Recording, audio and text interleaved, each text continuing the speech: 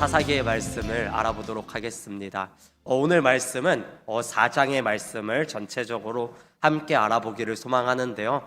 이 4장의 말씀과 저희가 다음 시간에 함께 알아볼 5장의 말씀은 하나의 쌍으로 구성되어 있습니다. 사사기 4장의 말씀은요, 드보라에 관한 역사적인 이야기에 대해서 기록되어 있는 하나님의 말씀입니다. 그리고 5장은 4장의 이야기가 찬양으로 기록되어 있는 내용입니다. 4장에 있었던 일들이 하나님께서 하신 일이다 라는 찬송이 이 5장에 나오고 있습니다. 이 두 장은 하나의 역사적 사실에 대하여서 한 가지는 이야기로 이야기를 하고 있는 것이고 또 다른 한 시선으로는 찬양으로 말을 하고 있는 것입니다. 그러니까 한 이야기를 두 시선으로 바라보고 있는 것이죠. 오늘 본문은 우리가 흔히 사사 드보라에 관한 이야기로 알고 있는 내용이 나오고 있습니다. 그런데 우리가 4장의 말씀을 읽다 보면요, 이게 진짜 드보라의 이야기가 맞나 싶을 정도로 드보라에게는 그렇게 큰 비중이 없는 것 같습니다. 왜냐하면은 드보라뿐만 아니라 다른 사람에 관한 이야기가 조금 더 중요하게 보일 때가 있는 것 같거든요. 2절에서 3절을 보면은 이렇게 이야기를 합니다. 이스라엘 백성들이 하나님 앞에서 악을 행했다라는 이야기를 하고, 그래서 하나님은 가나안 왕 야빈의 손에 이스라엘을 파셨다라고 말씀을 하고 있어요. 야빈에게는 시스라라는 군대 장관이 있었고 그들에게는 철병거가 900대나 있었다고 합니다. 여기서 이 철병거에 대한 기록들을 제가 살펴보았는데요. 900대의 철병거가 있다면은 10,000명의 군사들을 좋게 이길 수 있는 그 정도의 힘을 가지고 있다라고 이야기를 하더라고요. 그러니까 이 상대는 굉장히 강력한 무기를 갖고 있었던 나라였던 것 같습니다. 그러한 나라에 이스라엘 백성들은 20년 동안 지배를 받았던 것이죠. 그러한 상황 가운데 첫 번째 등장인물인 우리가 너무나 잘 알고 있는 드보라가 등장을 합니다. 랍비돗의 아내 여선지자 드보라가 이스라엘의 사사가 되었는데, 이 드보라가 어떤 사람인지 5절에 보면 이렇게 이야기를 하고 있습니다. 우리 함께 5절 말씀 읽어보도록 하겠습니다. 함께 읽겠습니다. 시작. 그는 에브라임 산지 라마와 베델 사이 드보라의 종려나무 아래에 거주하였고 이스라엘 자손은 그에게 나아가 재판을 받더라. 아멘. 드보라는 재판을 하는 사람이었습니다. 사사라는 이 사사기의 내용은요, 재판관이라는 뜻을 가지고 있거든요. 그러니까 드보라는 사사이기 때문에 사사의 일을, 즉 재판하는 일을 하였던 것입니다. 드보라는 이스라엘 백성들에게 무엇이 옳고 무엇이 그른지를 판결을 내리는 그러한 사람이었던 것이죠. 또한 6절의 말씀을 살펴보면은 드보라가 하는 다른 일이 나타나고 있습니다. 우리 함께 6절 말씀 읽어보도록 하겠습니다. 함께 읽겠습니다. 시작. 드보라가 사람을 보내어 아비노함의 아들 바락을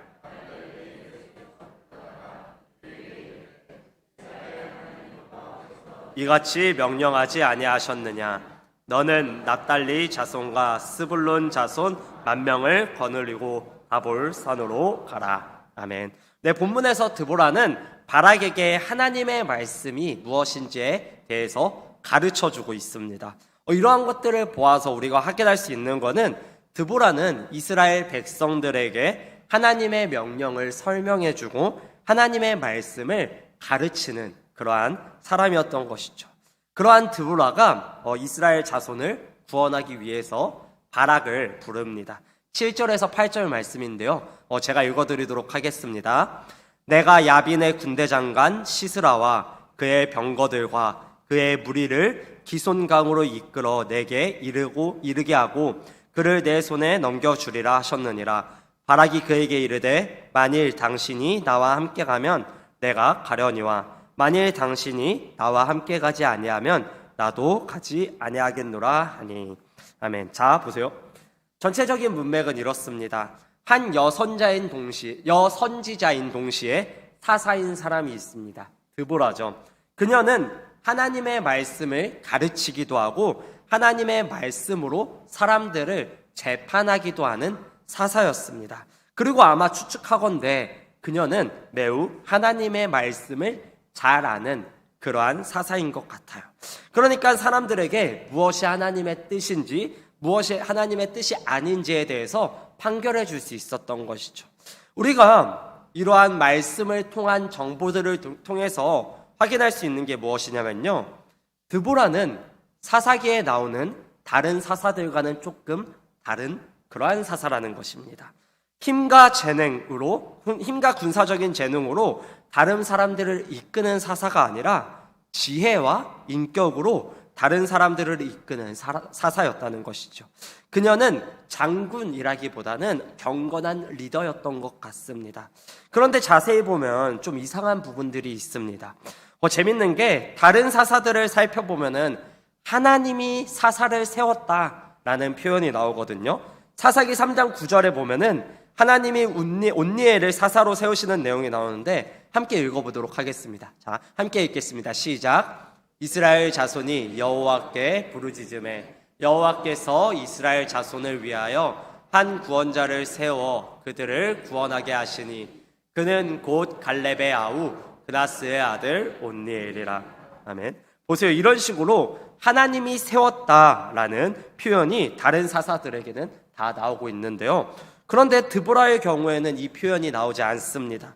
드보라는 단지 4절에 보면 이렇게 이야기를 하고 있어요. 함께 4절 말씀 읽어보도록 하겠습니다. 함께 읽겠습니다. 시작. 그때 라비도스의 아내 여선지자 드보라가 이스라엘의 사사가 되었는데.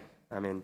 그렇다고 해서 드보라가 하나님이 세우지 않은 사사인 건 아닌 것 같습니다. 분명히 하나님은 그녀를 통해서 이스라엘을 구원하시는 것 같아요. 그렇기 때문에 그녀가 그냥 선지자 질을 하는 것이다, 그렇게 사사 노릇을 하는 것이다 라고 해석해서는 안 되는 것 같습니다. 그렇지만 하나님께서 그녀를 세우셨다는 표현이 등장하지 않는 것은 사실이라는 거죠. 게다가 그녀는 여자인데도 불구하고 군사적인 부분에 결국엔 엮이게 됩니다. 같이 전쟁에 따라 나가게 되는 거죠. 그러면은 이를 통해서 성경이 하고 싶은 말은 무엇일까요? 생각해 보세요. 보통 전투는 남자가 합니다. 전쟁은 대부분 남자가 나가서 전쟁을 하는 게 일반적이에요. 그런데 당시 이스라엘의 상황이 전장에 여자가 나가야 할 정도의 상황이었다는 것입니다. 그렇다면은 굉장히 심각한 그러한 상황 가운데 있다는 것을 우리는 확인할 수 있는 것이죠. 여기서 우리가 알 수 있는 게 있습니다. 드보라는 굉장히 복합적인 인물인 것 같습니다. 당시에 이게 어떻게 이스라엘에게 문제가 있었는지 우리에게 가르쳐주는 일종의 메시지이기도 하고 한편으로는 경건한 리더이기도 한 사람이 바로 드보라라는 것이죠. 이게 드보라의 이야기입니다. 두 번째로는 바락이라는 사람에 대해서 함께 알아보도록 하겠습니다. 우리 8절 말씀 함께 읽겠습니다. 시작. 바락이 그에게 이르되 만일 당신이 나와 함께 가면 내가 가려니와 만일 당신이 나와 함께 가지 아니하면 나도 가지 아니하겠노라 하니. 아멘. 제가 이 성경을 보면 참 웃긴 것 같아요. 자, 보세요. 바락은 어떤 사람이었냐면요, 바락은 군인이었습니다. 군사적인 재능을 갖춘 사람이었던 것 같아요. 그리고 실제로 시스라와 싸워서 전쟁에서 승리를 합니다. 근데 이를 통해서 알 수 있는 게 있습니다. 이 사람은 군인이에요. 그러면은 혼자 나가서 전쟁의 그 전투를 할 수 있는 병사들을 이끌고 나가서 전쟁에서 승리하고 돌아오면 됩니다. 그런데 오늘 본문에서는 그가 혼자서 가지 않고 드보라를 데리고 가려고 한다는 것입니다. 굉장히 웃긴 내용이 나오고 있어요. 그러면은 왜 바락은 이 드보라를 데리고 가려고 하는 것일까요? 이거를 해석하는 데는 굉장히 어려움이 있는 것 같습니다. 많은 사람들은 이런 식으로 오해를 합니다. 제가 한 가지 예를 들어드릴게요. 제가 지난 설교 때 잘 까먹는다고 말씀을 드렸는데 이것에 대해서 너무 우리 성도님들이 잘 기억하고 계시더라고요. 저처럼 좀 까먹으셨으면 좋겠는데 너무 잘 기억하고 계셨습니다. 이거는 제 이야기가 아니라 예시입니다. 저를 이렇게 생각하시면 안 돼요. 말씀드리겠습니다. 우리나라에 전쟁이 났다고 예를 들어봅시다. 막 사이렌이 울리고 저는 이제 병장, 예비역 병장이기 때문에 군대에 가야 합니다. 그런데 나라에서 이제 저에게 연락이 온 거예요. 군대로 돌아오라고요. 그때 제가 국방부에 전화를 하는 거죠. 저기요, 저는 사모가 가지 않으면 절대 군대에 가지 않을 겁니다. 이렇게 이야기를 하는 상황이랑 비슷한 것 같습니다. 그래서 많은 사람들이 어떻게 오해하냐면요, 어떤 사람들은 바락이 드보라가 전쟁터에 안 가면 자기도 안 가겠다고 말한다고 해서 바락이 굉장히 용기가 없는 사람이다 라고 해석을 합니다. 그런데 실제로 본문을 읽다 보면요, 그런 의도를 갖고 바락이 갖고 있다고 단정을 짓기는 어려운 것 같습니다. 그럼 우리가 이것을 통해 알 수 있는 것은 무엇일까요? 생각해 보세요. 지금까지 하나님은 이스라엘 백성들이 자신의 힘으로 전쟁에 나가지 않게끔 하셨습니다. 모든 전쟁은 하나님이 함께 하셨고 그때 이스라엘 백성들은 승리할 수 있었어요. 마찬가지로 바락이 싸워야 하는 이 전쟁도, 시스라의 전쟁이 단순히 힘겨루기 전쟁이 아니라 구약 성경에서 계속 기록하여 있던 것 같이 하나님과 이방 민족, 즉 우상과의 싸움이라고 한다면은 드보라는 하나님의 말씀을 너무나도 잘 알고 있는 사람이기 때문에, 하나님의 말씀을 가르쳐주는 사람이기 때문에 드보라와 함께 간다는 것은 바락의 입장에선 신뢰가 간 것입니다. 힘과 재능에 있는 게 아니라 전쟁의 승패를 결정하는 중요한 요소가 경건에 있다는 것을 바락은 알고 있었다는 것입니다. 그런 의미에서 바락은 경건한 사람이기도 합니다. 이런 배경 가운데 9절의 말씀을 보면은 이해가 돼요. 9절의 말씀 우리 함께 읽어보도록 하겠습니다. 함께 읽겠습니다. 시작. 이르되 내가 반드시 너와 함께 가리라. 그러나 내가 이번에 가는 길에서는 영광을 얻지 못하리니 이는 여호와께서 시스라를 여인의 손에 파실 것임이니라 하고 드보라가 일어나 바락과 함께 게데스로 가니라. 아멘. 어떤 학자들은 이 말씀을 보면서 바락이 드보라와 함께 가지 않으면은 자기가 안 갖겠다라고 말하기 때문에 하나님은 그 영광을 바락에게 주는 것이 아니라 다른 사람에게 주는 것이다 라고 해석을 합니다. 그런데 우린 이렇게 본문을 해석하면 안 됩니다. 방금 말했듯이 바락은 그런 의도로 드보라와 같이 가려고 했던 것이 아니기 때문입니다. 오히려 이거는 그냥 미래를 예언해 주는 것이죠. 내가 너와 함께 가겠다. 그렇지만 너에게 영광이 있는 것이 아니다. 너가 직접 시스라를 죽이지는 못할 것이다. 다른 여인의 손에 시스라를 팔 것이다. 이렇게 이야기를 하는 것입니다. 그러면은 우리가 이를 통해서 확인할 수 있는 게 있습니다. 결국 바락은 전쟁에서 승리를 합니다. 바락은 하나님의 능력으로 전쟁에서 이깁니다. 그러니까 한편으로는 바락은 경건한 사람이었습니다. 본인이 경건한 능력이 있지는 않았지만 최소한 경건한 사람과 함께 해야지 이 전쟁에 승리할 수 있고 내가 하나님을 의존해야 전쟁에 승리할 수 있다라는 사실 정도는 알고 있었습니다. 그렇기 때문에 드보라를 의존하고 신뢰하고 있었던 거죠. 하지만 바락은요, 한편으론 그 자신이 그렇게 용기 있는 사람은 아니었습니다. 그 자신을 볼 땐 그렇게 대단한 사람이 아니었다는 거죠. 그냥 그는 군사적인 재능을 가지고 있었던 사람일 뿐이었습니다. 자, 여기까지가 바락의 이야기고요. 마지막으로 야엘이라는 여인에 대해서 우리가 함께 알아보고자 합니다. 오늘 본문에서 함께 안 읽었기 때문에 17절에서 20절 말씀을 우리가 함께 알아보길 원합니다. 17절에서 20절 말씀 저와 여러분 한 절씩 교독하여 읽도록 하겠습니다. 제가 먼저 읽겠습니다. 시스라가 걸어서 도망하여 겐 사람 헤벨의 아내 야엘의 장막에 이르렀으니 이는 하솔왕 야빈과 겐 사람 헤벨의 집 사이에는 화평이 있음이라. 시스라를 영접하며 그에게 말하되 나의 주여 들어오소서, 내게로 들어오시고 두려워하지 마소서 하매 그가 그 장막에 들어가니 야엘이 이불로 그를 덮으니라. 시스라가 그에게 말하되 청하노니 내게 물을 조금 마시게 하라. 내가 목이 마르다 하매 우유 부대를 열어 그에게 마시게 하고 그를 덮으니 그가 또 이르되 장막문에 섰다가 만일 사람이 와서 내게 묻기를 여기 어떤 사람이 있느냐 하거든 너는 없다 하라 하고. 아멘. 근데 여러분 보세요.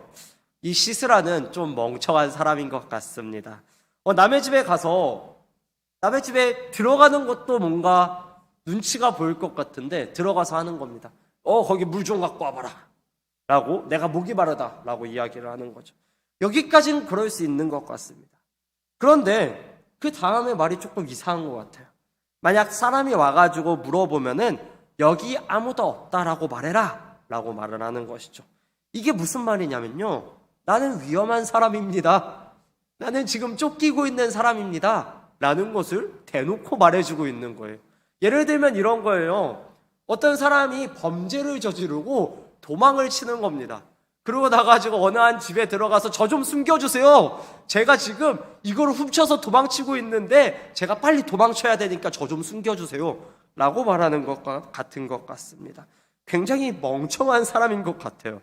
그러니까 어떤 일이 일어나냐면은 21절 말씀입니다. 21절 말씀 우리 함께 읽겠습니다. 시작. 그가 깊이 잠드니 헤벨의 아내 야엘이 장막 말뚝을 가지고 손에 방망이를 들고 그에게로 가만히 가서 말뚝을 그의 관자놀이에 박음해 말뚝이 꿰뚫고 땅에 박히니 그가 기절하여 죽느니라. 아멘. 굉장히 잔인한 이야기가 나오고 있습니다. 야엘이 한 손에는 장막 말뚝을 들고 다른 손에는 방망이로 말뚝을 시스라에게 박아버리는 겁니다. 네, 보세요. 야엘이 왜 시스라를 죽였을까요? 이게 굉장히 미스테리입니다.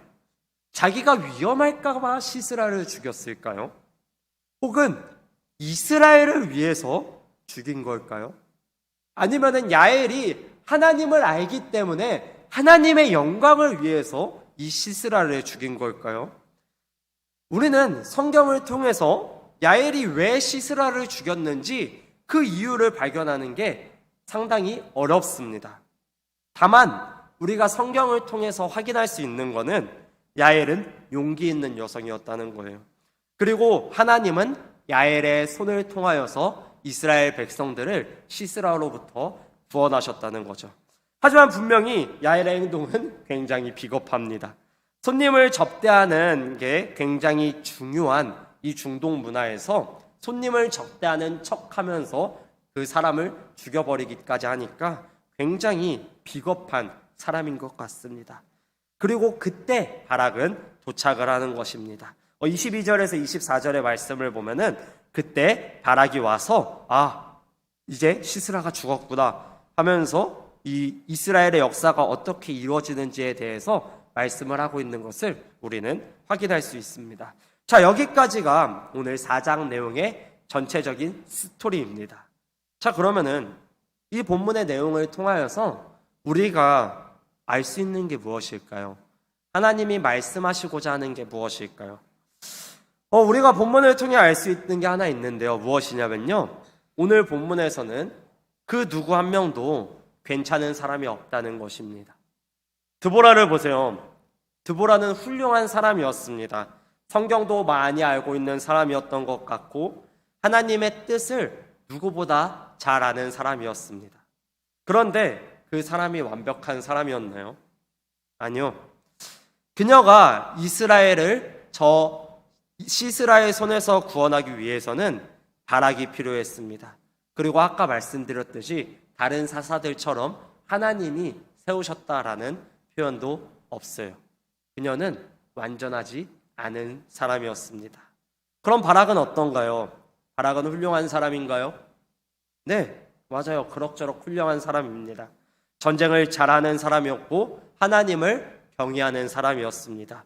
그런데 그는 자기가 경건한 사람은 아니었던 것 같습니다.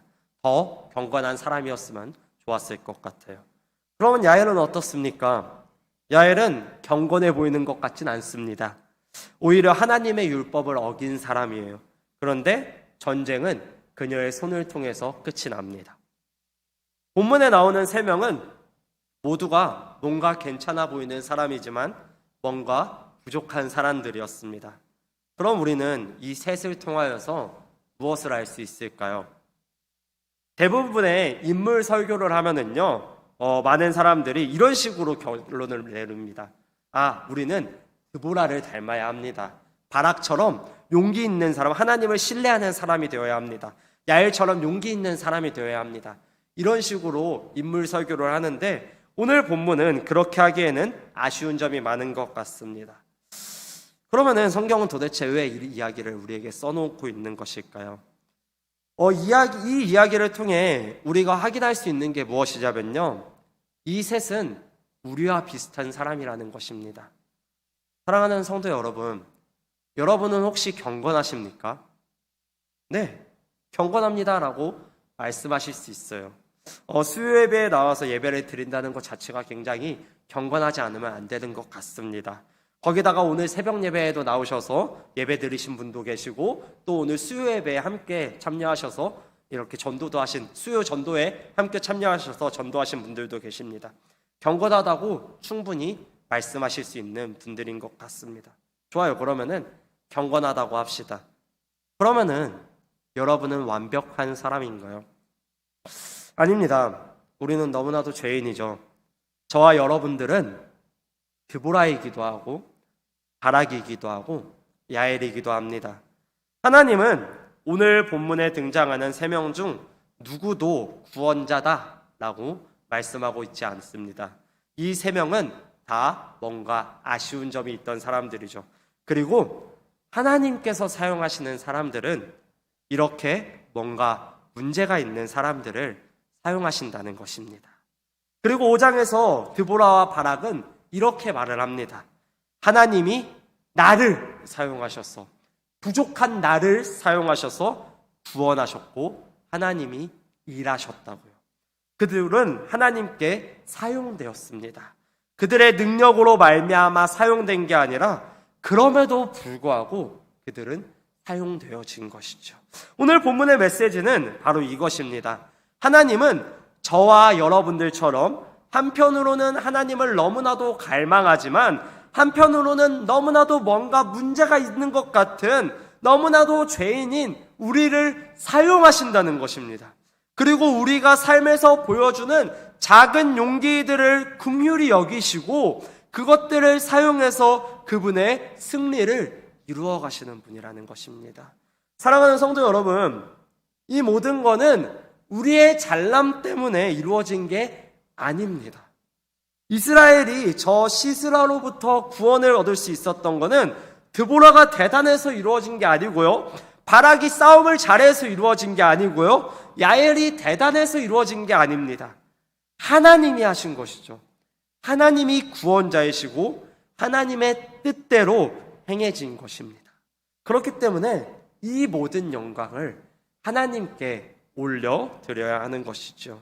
마찬가지로 하나님은 저와 여러분이 대단해서 우리를 사용하시는 것이 아닙니다. 우리는 너무나도 문제가 있고 너무나도 죄인이고 부족한 점이 뭔가 하나씩 있지만 그럼에도 불구하고 우리를 통해서 하나님의 나라를 이루어 가시는 거죠.